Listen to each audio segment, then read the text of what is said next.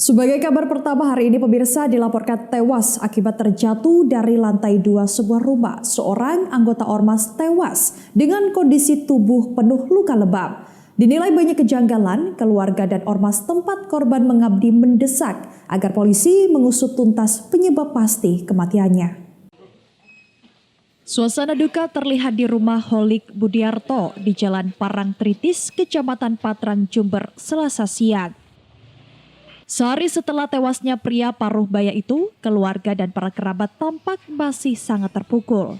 Rekan sesama anggota ormas juga terus berdatangan ke rumah duka untuk menyampaikan bela sungkawa atas tewasnya korban. Sebelumnya pada Senin petang kemarin, pihak keluarga mendapat laporan jika Holik mengalami kecelakaan, yakni terjatuh dari lantai 2 ruko salah satu rekan bisnisnya di Kelurahan Baratan, Kecamatan Patrang, Jember. Keluarga pun langsung kaget sekaligus bertanya-tanya, terlebih setelah korban akhirnya meninggal dunia dan ditemukan sejumlah luka memar di beberapa bagian tubuhnya.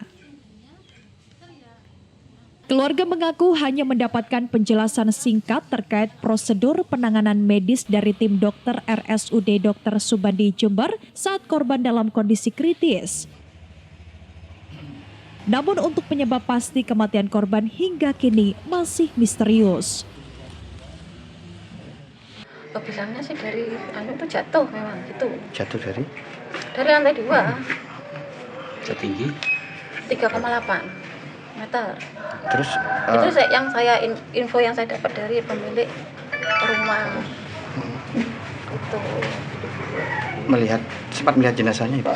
Siapa? Saya nunggu begitu saya datang sampai beliau meninggal. Artinya secara fisik masih bisa sempat melihat gitu ya? Kalau beliau tidak bisa melihat, sudah mata terpejam ketika saya datang. Dengan kondisi ya wis seperti itu gitu loh. Artinya mata seperti kena bogem gitu ya, biru seperti itu. Jadi memang saya sudah tidak ada komunikasi lagi dengan suami. Begitu saya datang saya tidak ada komunikasi sama sekali.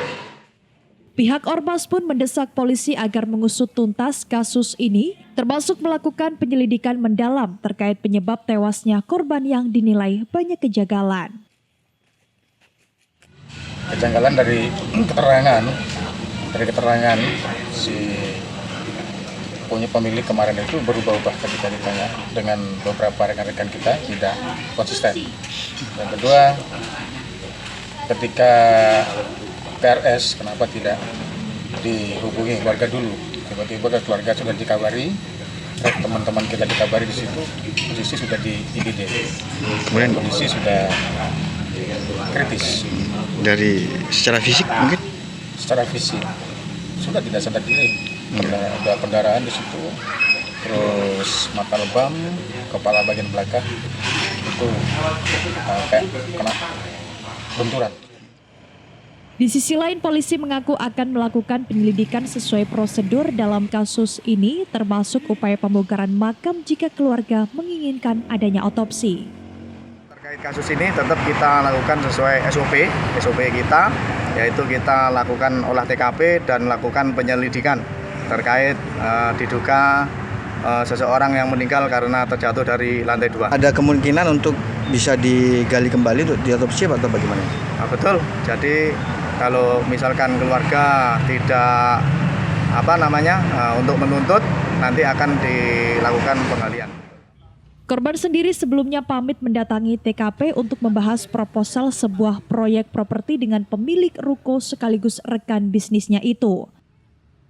Selain bukti adanya sejumlah luka lebam seperti hantaman benda tumpul, pihak keluarga dan ormas juga ragu penyebab tewasnya korban akibat terjatuh sebab ketinggian lantai 2 ruko tersebut hanya sekitar 3,8 meter.